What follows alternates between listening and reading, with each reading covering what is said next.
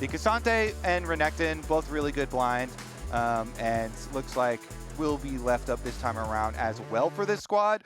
To me, I have really had a magnifying glass on that Senna, so I'm kind of happy to see the Senna now taking that priority because it has been so useful in so many of these team comps. And we've seen the Senna be one of the most annoying things in the game, where not even laning bottom lane, just harassing mid laners, harassing top laners, making the early lane phase as painful as possible for the rest of the team. And going back to what you guys were both saying in draft number 1, when NRG let the Skarner through, they did it so they could pick the Senna themselves. This time recognizing, hey, we actually can't let Skarner through, the trade just doesn't really work out. They're also now going to say, but we don't want to give you first pick Senna. So they'll be responsible for banning out that pick, even though they were the ones who played it the first time around. Cassiopeia, the traditional counter to those AD mids like the Tristana and the Corki, that's going to be banned away. The Ashe banned out by FlyQuest. First pick of the draft is Leona for Busio. Yeah, I mean, I think it makes a lot of sense. They banned the Nautilus, which is like the other high-tier blindable support. There are like answers like the Alistar, but like Leona and Nautilus are kind of like the 2 blind supports. And they banned one, they picked the other, so they're going to have a lot of early power in that bot lane. Yeah, I mean, I am definitely a Warmog's enjoyer with the new Warmogs giving a flat 1,000 health. You know, very good for health stacking junglers like Sejuani, you know, like Skarner for solo queue, but also Leona, a huge enjoyer of it, and utilizes one of the parts that people don't think about a lot, which is the move speed. The out-of-combat move speed on that thing is so good for this because one item power spike supports. It's like back to the old days of not quite Moby Boots level, but you're super, super tanky with all the health, and you get to go around spam ganking people. Yep, and we get to see this time around, Quad played Tristana in both previous games of the series. This time, Palafox is going to be the one who gets the priority on that mid lane champion. We'll see if FlyQuest wants to go ahead and pick up the Corki for Quad in mid lane as that handshake. They are likely assuming that if they do not pick it up in this rotation, that NRG is going to ban it out during the second half of the ban phase. And sure enough, there it is, Corki locked in for Quad. Yeah, the Corki Tristana trade is kind of a staple right now. I feel like Corki is always on some side of some trade.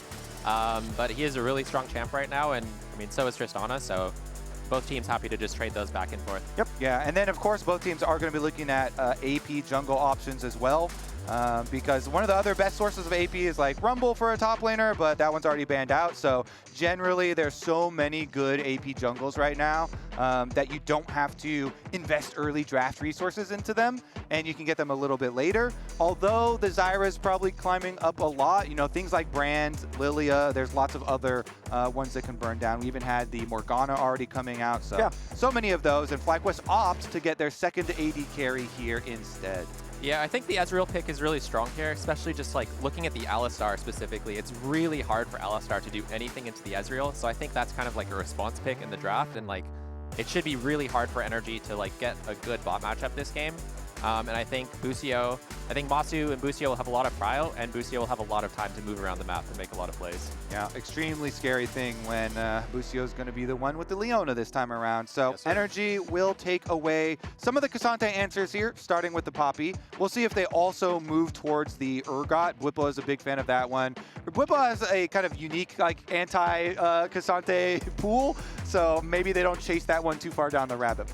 Yeah, Bwipo plays a lot of champs. I think if they were going to ban anything here, I'd expect maybe the Olaf, just because it is good into the Alistar. It looks decent into the comp. It's not great into Tristana, but it is one of the champs that Bwipo is known for. But otherwise, I think you're going to ban something else. And I mean, they did ban the Olaf out in the previous game, right? Like, that is one of those things that they also detected as an answer. But no, it'll be the Renekton instead, just going for the tier list, going for the solid all-around pick. What's he getting close? Mordekaiser's in the middle. I see maybe? Olaf on the screen. Olaf's there. Oh, we're hovering it. Oh. Get that mouse over toward the Nasus. What about that? We haven't had a Kayn in a while. You know, I'm pretty sure this is just where by default the champion list is when it's your time to pick. It's in Don't the middle. ruin our fun, Flowers. We're just in the middle of the alphabet, man. This is peak backseat gaming right now. I feel like that's my best, like the most fun pro backseat gaming, where we literally get to the over the just shoulder look over the guy's view. Shoulder. Hey man, you should pick that one. Yeah, that was cool. Get us back in. Yeah, get us a mic down there or something, a speaker. Get us a speaker down there. We'll have a Twitch chat, start voting and everything. Let's see, some interesting hovers here, but yeah, this one much more likely. Yeah, the Zyra has been looking really strong this series, so I would be surprised to not see them lock it in. Although NRG did actually have the chance to take it on 4. So yeah. They must have some idea of what they're going to play into it instead. They have to, right? This R5 pick for NRG has to be something kind of saucy, because otherwise I feel like the Zyra over the Kaisa would be a pretty easy choice since you already know what the enemy bot lane is going to be anyway. And TF is locked in as the answer to Ksante here. And the lane matchup is really good. And the difficult thing this game is just like, because you have one less tank in the team comp, it's like if you don't get those early leads and you don't have pressure on the map, then the game gets really hard to play because so many of your players are going to be so vulnerable. Or if Busio feeds and he's really weak, then then you've got a very squishy front line. Yep.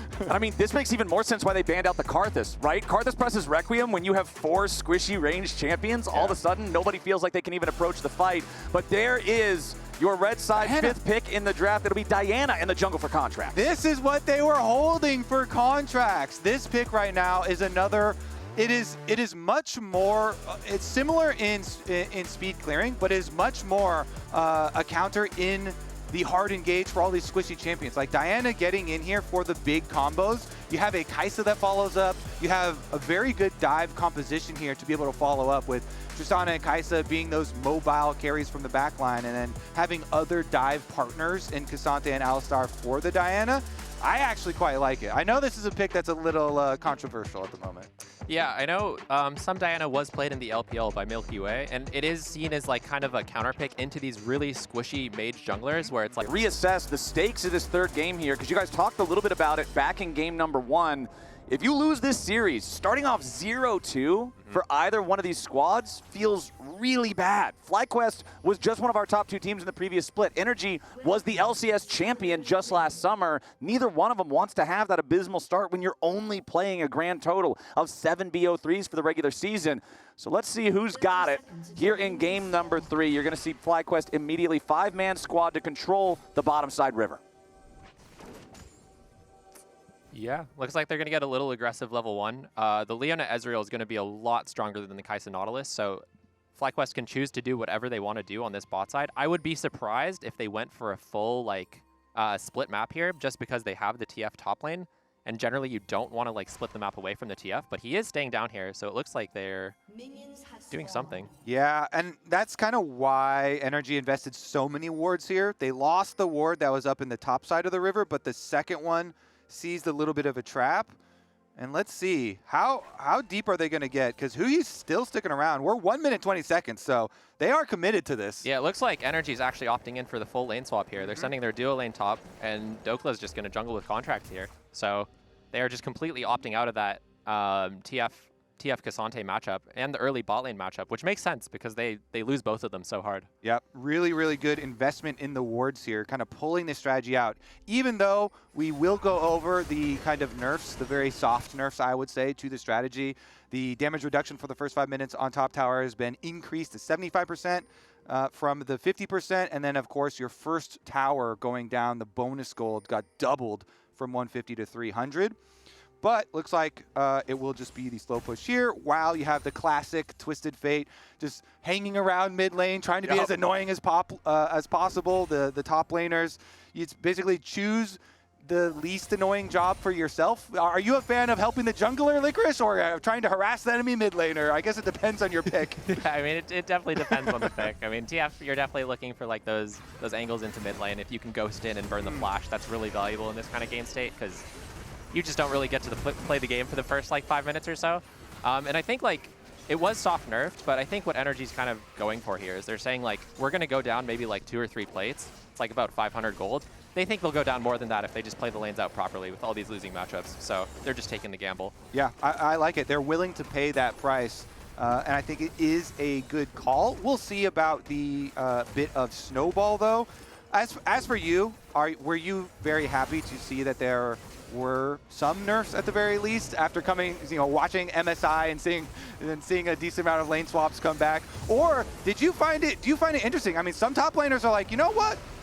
Maybe there's something a little interesting here where you get to get real creative even though you are very poor and underleveled. Yeah, I haven't met any of those top laners. Oh, okay, yeah. I was gonna say, I don't think those guys are real, man. I just straw man that. Personally, I don't really enjoy being the weakest person on the map the whole game, but like, you don't know. like being level 1, 3.5 minutes in? Yeah. I'm just gaslighting you right now. Yeah, lots of top laners like this. Actually, you're kind of weird for not liking it. It's you just get to express your creativity and.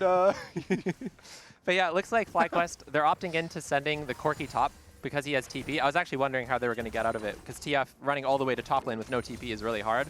So they send Corki top, and now TF's laning against Tristana. So it'll probably be like more mid prio for NRG and more top prio for FlyQuest here. So after we got done with the initial silliness of the lane swap and the massive waves crashing, it was 2.5, almost 3 full plates taken by FlyQuest here in the bottom lane. Meanwhile, up in the top side, NRG didn't even get the first plate. There's still just a little sliver of HP remaining on it, and that's kind of those damage reduction nerfs that you were talking about, making it more difficult for this strategy to work for the team who sends their bot lane towards the top side. Just one more auto attack from like one champion. Probably would have taken that. But unfortunately for NRG, they don't get it, so now they're a couple of plates behind. Ooh, Contractz comes in, able to get the smite and the Q there for a couple of the small ones as well, making use of the bottom lane push. When you have the Alistar coming with you, again, it's so scary for the other side. Hold on, Ksante's about to get his first farm. Look, this, Yeah. bam, there it is. 4 minutes and gaming. 47 seconds into the game. That's top lane, baby. Yeah, I bet if you talk to Dhokla after this one, he'll be like, yeah, I love Let's lanes. let's get his cam up here. Huh? Where's the cam? Oh, that is Love a and life. picture. That is a picture of enjoyment. Just living his best life up here. I think it's the shoulder positioning there really looks relaxed. He's kicking back, man. He's along for the ride. Oh man, lane swaps are something else. Palafox versus Bwipo back in the mid lane. Obviously the farm advantage there for Palafox, considering he's actually been playing the lane the whole time as opposed to the first 4 minutes just being a little bit more of a vacation. You see the highest level in the game still belongs to those two mid laners on either side as Palafox looks to crash this wave. And we have seen a couple of unfortunate cannon minion misses from Quads Tristana in both previous games. A couple of -1s. Looks like Palafox not going to be committing the same sins here in game number 3. Yeah, and this is the power of the Ezreal right here into the Alistar, where he's actually 1v2ing bot lane and crashing the wave while Leona's top side getting the grubs. So while they did swap out of the early like kind of the worst time of the lane is like that 1, 2, 3 levels, it still is really hard for them to play the game because Alistar is kind of stuck bottom and he's really not able to do very much. Yeah, so FlyQuest, I mean, they're kind of happy actually with it, even though they didn't abuse the very beginning of the early levels. They still get to move on up for grubs on grub spawn. Pre-6 minutes, already heading up there, annihilate those things. As you're saying, when Ezreal here, Massu, he's got barrier, he's got flash, he's got arcane shift. So actual 1v2, it's like, don't worry, I got bot lane under control. You can go up there to the grubs to guarantee Busio that we're able to get those grubs for Inspired. And then we got a little party waiting for him though. Huhi, the other support, is getting a little sneaky. Yeah, Contractz knows the timer on these chickens because he stole the last one away, and it just means that it's so easy for Huhi to wrap around, make the punish. They know that Inspired is hungry for chicken, and they're ready to give him a vegan menu. Yeah, I mean, really good setup by NRG. Just like really solid, getting the Diana head. It's only going to get worse for the Zyra as this game goes along. Every time Contractz finds him anywhere, he's just going to have to run away. So I think like the game is in a really good state for NRG. Like, considering the state of the draft and how hard they would have lost early had they played normally. Yeah, I mean, all of the setup for that play was so good. Then you're inspired, you're walking over to your brush like, all right, Raptor time, and then Cal pops out from behind you. Tristana jumps over from mid lane right onto your head while Contractz just ults you right in the face. Instant deletion. So, yeah, that's a little taste of what they're looking to do later with the push. Meanwhile, that Kaisa also then able to push in this wave, get the reset off. So FBI here now level 6 as well, so can join some of these plays that do break out when you're looking for your skirmishes around the river. Again, the river between mid lane and bottom lane, I feel like just should be packed with action in this game. Yeah, and also, while Ezreal is a really strong pick early into these champs, it's only going to get scarier for him as the game goes on. Like, at a certain point, once Kaisa gets enough items, she can just ult on him and kill him instantly. And it's only going to be like harder with the Diana also going in there with the flash ult. Oh yeah. Just all the dive from NRG. Yep, the dive very scary. So what FlyQuest want to do, try and spread the map a little bit. Bwipo here on the top side. Does have his ult, not going to pop it quite yet, and Contractz waiting. Yeah, Contractz is just going to back away now, though. Let me ask you guys, how do you want to see Bwipo use these ultis here early on with the Twisted Fate? What's going to be the biggest value play to get out of them?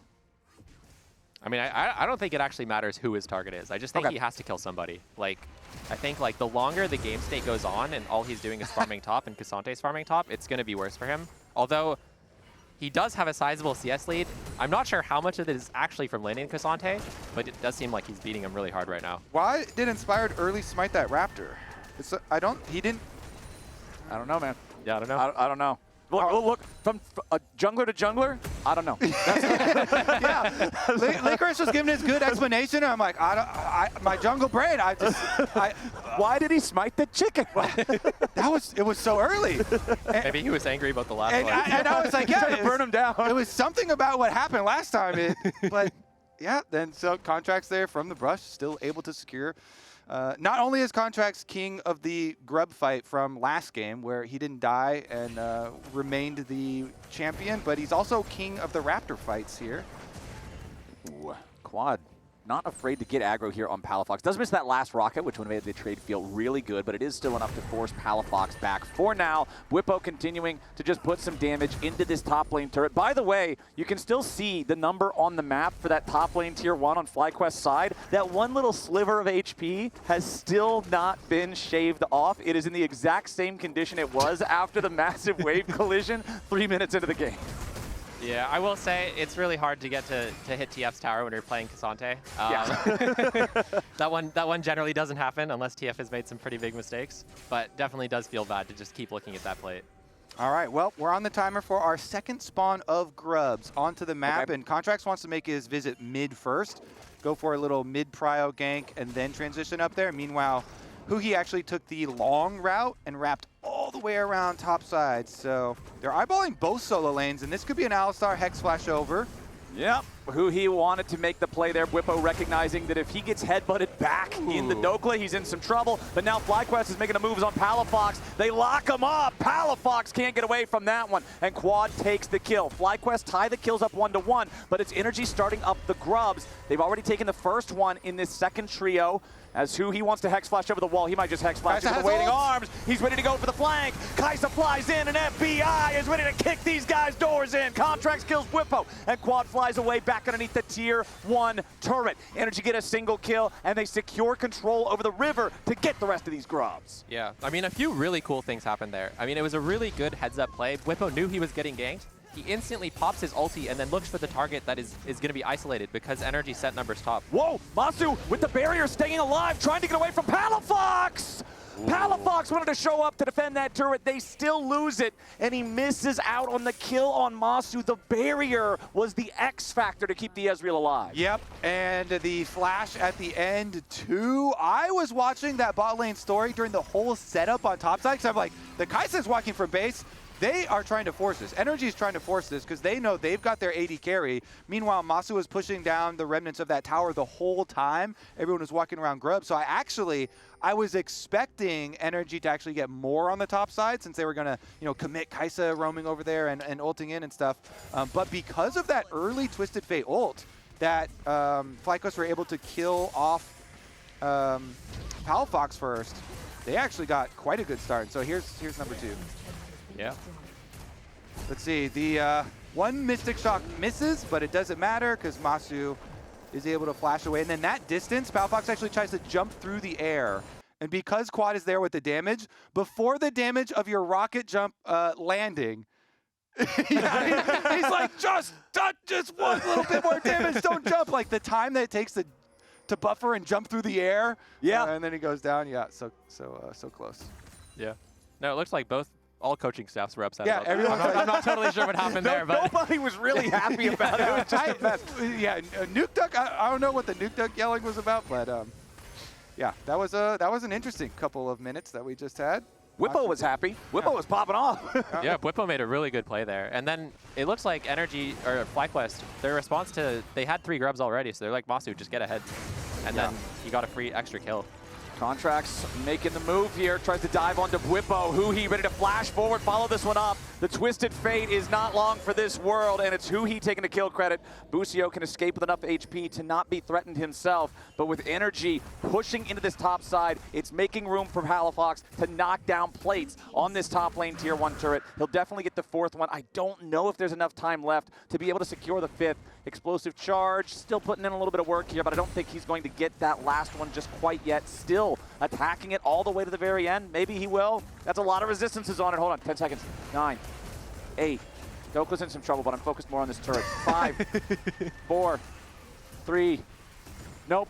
Nope, just barely missed out on it. This is the same tower that triggered your OCD with the turret plate. Yeah, look at how much health it lived by the way. It's the exact same amount that was left on the plate. This thing is trolling you, Flowers. This story has lasted the whole early game. Meanwhile, in the bottom lane, it's problems for NRG. I was distracted by the damn turret, and Dhokla and Huhi are both dead. FlyQuest, 4-3. I actually like plays like that where you let the tower local gold kind of go into the dirt after if it's so close to going down, and then you like deny a little bit, even though the enemy team gets the gold now that for the global gold, denying some of the local kind of cool.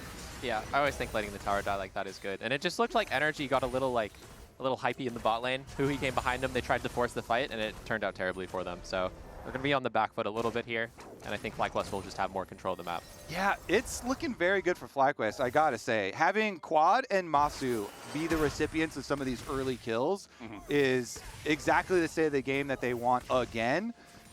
Much more similar to game number 1 here, but Ezreal on Trinity Force and Corki on Trinity Force.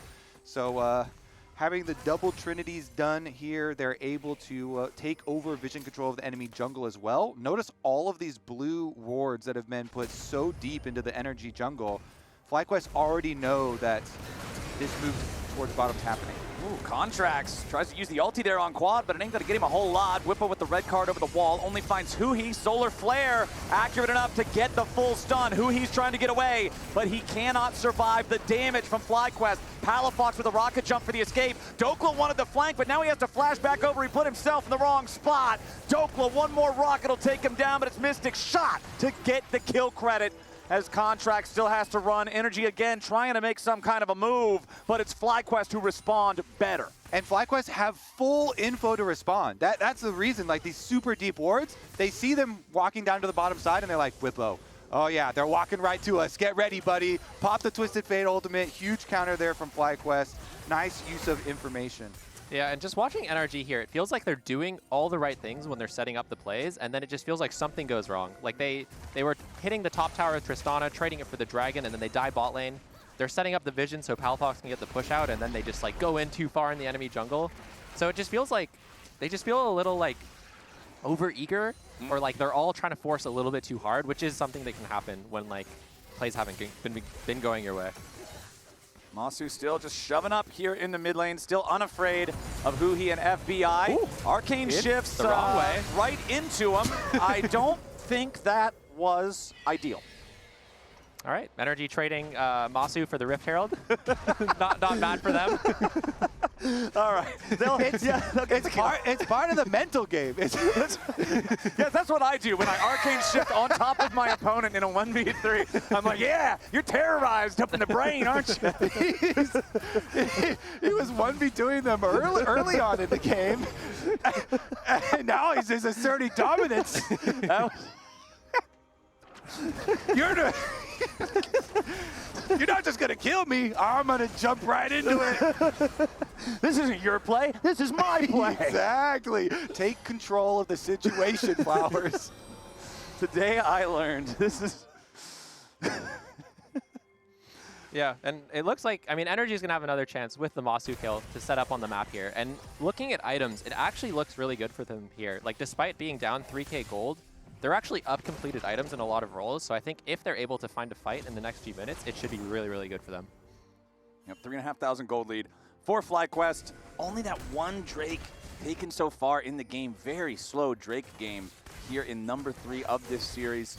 Massu trying to just Not get himself in any extra danger here. He knows that Energy dudes like to hang out and try to beat this Ezreal up as a team. They're TPing behind top lane. Yeah, Quad's now going to be your target as my monitor is frozen, but we're going to try to cast off of the noises. Okay, looks like Dhokla's actually dead to Quad, so Quad gets one back here in the 1v2 trade. Yeah, that's really good. That's good for Quad. Yep. I mean, yeah, you'll take that. You'll take that. If you're Energy, that's not very good. You are not super happy about that one. If you're FlyQuest, you're loving this. You're having a great time. yeah, and just really unfortunate. Like this, it's like the same thing. Like the Dragon's coming up in 30 seconds. They had full control. Like the Rift Herald is going to give some control back to FlyQuest, but they go for the top lane. It doesn't work out, and they just like lose everywhere. Energy's down almost 5,000 now, man. 5K at not even 19 minutes into the game. That is really tough for Energy to fight back against. Pretty much any fight out in the open, not underneath the turret, or without an incredible engage angle from Energy is going to be almost impossible to win. And FlyQuest are really well set up to spread the map right now. Bwipo double summoners on Twisted Fate are available. His ultimate is available, so let's see how FlyQuest can continually increase this lead. So let's take another look, because, yeah, I don't know if it was live or not, but we saw the aftermath in which Quad invested his flash to go 1-for-1. Man, this is paper mache Ksante. His health bar just completely drains every single time he goes near this Corki. Quad's damage is over the top right now. With Trinity Force and Infinity Edge both completed, this guy hurts. That guy hurts. The Ksante guy definitely not hurting. No, yeah. he doesn't hurt that much. He just has a blue glove. He's not that, he's not swinging hard. The Twisted Fate advantage over there in gold pretty massive as well. So let's see the push in now, because topside they are already able to push up minions to the tower and rotate through the jungle. Looks like even the harassment starts to come through. Bwipo sent bottom to go collect the wave that Dhokla has at least pushed up to secondary, though. Yeah, I mean, Bwipo used his turn to help his team get control, and now this Baron, especially with the Zyra, is just going to get really scary for NRG. They constantly have to walk in and check this, and it's just going to be like up to FlyQuest to make the picks or start the Baron or like make something happen. And I like the fact that you mentioned the picks, because two big of those playmaking items just came online. Inspired with the Rylai's, rapid fire cannon on Bwipo. Both of these can be very effective in securing kills, and otherwise you would need just that little bit more to get them. Yeah, they have item leads in a bunch of lanes. Almost all lanes with item leads right now, 2-to-1 completed items. And then even support has completed item advantage with the Warmog's extra move speed coming in for Busio as well to look for picks. 2 item spikes are on both of their carries here. Well, all 3 of them, all 4 of them even. Well, the other thing that I am looking at across the table at least, the Seeker's Arm Guard for Contractz. This is going to let him go in and make that explosive engage without worrying about being instantly blown up by Zyra roots into TF Gold Card or Leona or whatever. So if Contractz can get a lot of value out of his Seekers, there is still that huge engage potential win condition for one of these upcoming fights. Yeah, Energy right now just trying to keep farming kind of safely towards towers while playing the dangerous game of keeping enough vision over Baron that you can contest with that all-in play that you're talking about, where they full send it and try and get a full engage if a commitment towards the Baron actually does occur. But if they're able to farm up a bit and kind of slow it down a little bit and wait for that opportunity as Huhi gets chunked out looking towards mid, then you still can hope for that big explosive engage. Dhokla wanted to see if maybe Bwipo would just get a little bit too aggressive there, trying to attack Contractz as he went for the ward, but it doesn't happen, so no potential 2v1 play for the Ksante and Diana against that Twisted Fate. FlyQuest still up 4,500 gold as Contractz loses his flash. As soon as you see that TF ulti above you, you know you might be in some trouble. Huhi flashes for it for the pulverize, but the headbutt ain't gonna find anybody here just yet. Bwipo finally gonna be knocked forward, and Contractz goes on a rampage, grabbing the first kill. Quad takes one out, but he's gonna be traded back now too. Energy have found themselves a good fight thus far, and Busio is gonna be your next target. They try to launch Ksante forward for the third in Tofo strike, but he does not find the knockup. Inspired still slowing these guys down here with the Rylai's, a little bit more damage, and it's true shot barrage to even up the fight. 2 for 2. Is Huhi still messing around back there? The Alistar is still in Fog of War. Alistar's... Ooh. Ezreal's too far away. Yep. It's too close to, like, topside Fog of War advantage for FlyQuest, so can't do anything. But I kind of like that. He's looking around for these comeback possibilities. And that play starting out with another Contractz Raptor steal into Bwipo popping the ultimate and going for it. Actually started out quite nice for NRG, where they're able to avoid the initial engage, but then get the re-engage. Yeah, there are a few things here that were really interesting. Like first, Contractz actually ended up whiffing his ult, which I think would have made a big difference in the fight. And then Palafox and FBI find a nice 1v2 onto Quad on the left side. But Quad actually manages to take out Palafox in the 1v2. So I was honestly shocked that the fight went this well for NRG, all those things considered. And yeah, but then here, there's so much damage soaked up by Dhokla. It's this root. Slows him down first, then hits the root. Man, the Rylai slow enables it, and then they just poke him down, and that Ksante immediately punished again. The starved top laner. Oh boy, we ain't done yet, boys. Bwipo's in some trouble, trying to get away to the wall, maybe flash out of this one, but he doesn't have any summoner spells. Palafox finishes the job, and now Rocket jumps back over, ready to re-engage back into Busio. FlyQuest is losing dudes, and they're losing them fast. Inspired has to try to get away back over the wall. They're not going to find him with a Void Seeker. NRG, they've traded 2 for 1. They got a 4v3 on the map, but their health bars aren't looking so great. Quad and Massu, they got a lot of damage. They got a lot of range. They got another kill here on the enemy support. 2 for 2 when the dust settles. It's always the extra exit kill for FlyQuest. They keep on with their extra range, poking down the last melee, trying to run away on the side of NRG.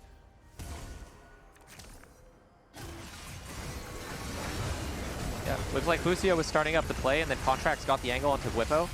NRG full committed, and then Palafox crucially got the critical or Kraken auto there to finish him off, or else I think this fight looks a lot different.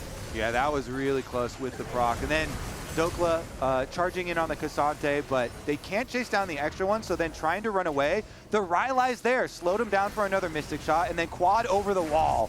Just throwing out rockets. He hit the rockets, all 3 in a row, and just blowing them up as they're trying to run away. Yeah, no, these Corki rockets and these Ezreal Qs hurt a lot.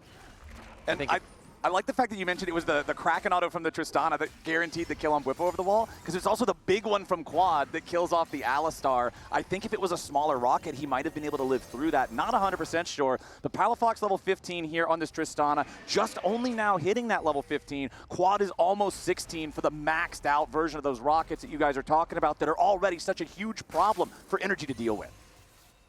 Let's see here. Bwipo's heading over on the Twisted Fate as well. Maybe they're going to look for a push mid play here with the support of Twisted Fate ult. It's kind of dangerous for NRG, so you can see them ceding ground around Baron. And FlyQuest trying to use their brute force timing to clear out some of the wards. Okay, NRG's got Palafox and Huhi hanging around on top of a couple of control wards, Dhokla coming so too. They're not seen. As Massu and Busio will chase FBI and Contractz back away from the mid lane. Gold card hits FBI. He ain't going to kill him, but getting out that cleanse is huge. There's a solar flare to follow it up. They lock down the AD carry, but it's the top laner who pays the price. Dhokla falls and Massu goes on a killing spree. That is a big frontline element of this NRG comp, no longer available, and FlyQuest sees their green light to start the Baron. Yeah, I think that's a really crucial pick to find on the side of FlyQuest, because the last few fights haven't been going their way, and I don't think the game is going to get any easier for them as the time goes on. So looks like they're turning off the Baron and trying to fight here. They're ready to turn it. Contractz goes in for the engage, and Palafox has already killed off Inspired. Bwipo returns one onto FBI as Contractz goes golden, trying to stay alive for an extra second. Quad doesn't die to the ignite, and Huhi thought he might have been able to kill him with just the burn. A double kill back over to Bwipo. Quad still got about 200 HP. It's him and Busio. Bwipo all just now turning back over onto the Baron. Quad still has his TP. He's going to go back into the jungle at the same time. He doesn't want to die to some random Baron puke. Now he rejoins. Now he's got some extra health. Now FlyQuest is wearing purple. And this is all just because of that mid lane pick. You know, they get a tiny bit of chip damage there on the FBI, but it's gold card from the Twisted Fate that forces the cleanse, and then Dhokla walks around, and so they get the actual kill on the front line, allowing for this 4v5 kind of advantage in the team fight. And again, Bwipo doing a lot of work there. In this one, he takes down FBI as well, and then forces out the other carry. Yeah, big performance from Bwipo in this fight, just dealing with both of those 80 carries. And again, Quad, one more tick of the Ignite would have killed Quad off, but it's just that slight little bit of damage that they didn't have, and Huhi realized he couldn't do any more, so he had to run away. NRG now down 7,000 gold. FlyQuest, they are on sole point. They are going to have Baron all the way through the duration of this next Drake summon timer, so they can control the Rift for the next 2 minutes, then immediately translate that over into a Soul. NRG's job is tough right now. It certainly is. I mean, these Twisted Fate picks are so difficult to deal with. With the Dead Man's Plate for the mobility and the rapid fire cannon. Yep. Bwipo there just creating so much offensive pick power, walking around threateningly. It's the Leona ultimate that does land at tower. Oh, and FBI's already dead from the Stranglethorns. Looks like they're going to follow it up with another one almost on Dhokla. 200 HP left on Ksante, but with the enemy carry dead, with the top laner at death's door, it's so easy for FlyQuest to just strong-arm their way into this base. Mid lane inhibitor's already down. FlyQuest are not done. They are looking for Nexus turrets. Contractz here in the front. He's going to get stunned up before we can do anything. That first Nexus turret's still in trouble. Bwipo having a flash away as he would have been in a really bad spot there from the headbutt out of the Alistar. Busio underneath the turret looking to tank up that aggro as Bwipo goes on a killing spree. And there's another one of those huge playmakers for NRG no longer in the picture. Dhokla trying to stay alive, but this is the squishiest Ksante I have ever seen. Quad don't care, and NRG are on their last legs. Contractz again with the stasis, just trying to make some sort of a last desperate attempt, but it ain't gonna work. FlyQuest bringing back those reinforcements here with a TP as FBI respawns only to die. Palafox wants to get on out. Quad needs one more rocket. He's still chasing. It doesn't even matter that he doesn't get it because the Nexus is under fire. FlyQuest with an 11,000 gold lead, 29 minutes into the game, win the series. Yeah, they finally found that pick mid lane they were looking for, quickly turned it into a Baron, and then just won the game instantly. So critical there. The Twisted Fate doing a lot of work, but also the double AD carries continue to reign supreme. Flowers, I don't think we're going to see a deviation from this meta for a while. Yeah, the double AD carries with these AP junglers is so strong. Zyra having a big performance every single game in this series. It's all wrapped up now, and we're joining Jat and FlyQuest for an interview. I'm here with basically the entire FlyQuest team. I was asking who did the interview, and everyone's saying Quad. Quad, how do you feel about your first win in the LCS? I always hope playing your game, and also exciting. Yes, I'm happy. Congratulations, Quad. Bwipo, what's it been like playing with the new mid laner, and also how was the series for you? Okay, that's a twofold question. So the first thing is, due to the meta changes, I think it's different for our team to like adjust and the way we play as a team. So we've been adjusting our roles and the way we play from spring, and that's been a little bit of a challenge. So unfortunately, we haven't been able to adjust to Quad as much as we'd like. So we do look a little worse, but I think that's mostly due to meta changes. Like in the past, we'd almost always have Inspired making space for the team, and then Busio would be playing more like lane bullies and stuff. Now it's kind of the other way around, where Inspired is farming a lot. You know, the AP junglers, they look pretty menacing. So Busio has to take all the space, and we're working on that really well. And I'm really proud of Alan because he's done a really good job of learning that. And it's been good so far. I like Quad a lot. That's good to hear. How has it been adjusting to the changes since MSI with the team? Yeah, I mean, as Bwipo said, the meta change is very different. Like my role in the game, as he said, I need to make space, get vision alone, while Inspired's being an absolute demon in the farm department and just being absolutely broken once he gets some items. And then, yeah, also just integrating with Quad and restructuring. Yeah. Inspired, how have you enjoyed being able to take so much money in-game as AP junglers? I know, it's very boring because you don't interact with champs. Like with Zyra, you just do plants. With Karthus, you just press ult. So basically, there is no mechanics involved. The only thing you need to know is like track people on the map and try to get camps when they're not there. So it's like low-key boring to play, I think. Thanks. And Massu, last question for you. What are your expectations now for FlyQuest in the rest of the split now that you picked up your first win? I don't really have any expectations of us, but like from our scrims and from the trajectory we're going at, I think I don't see any team other than TL like putting up a challenge. So I think it's good. All right, hoping for a rematch in finals maybe with TL at the end of it. FlyQuest, congratulations on your win. Have a good short week off before we come back on Thursday, Friday for LCS. But we're going to be tossing to a break. Next up,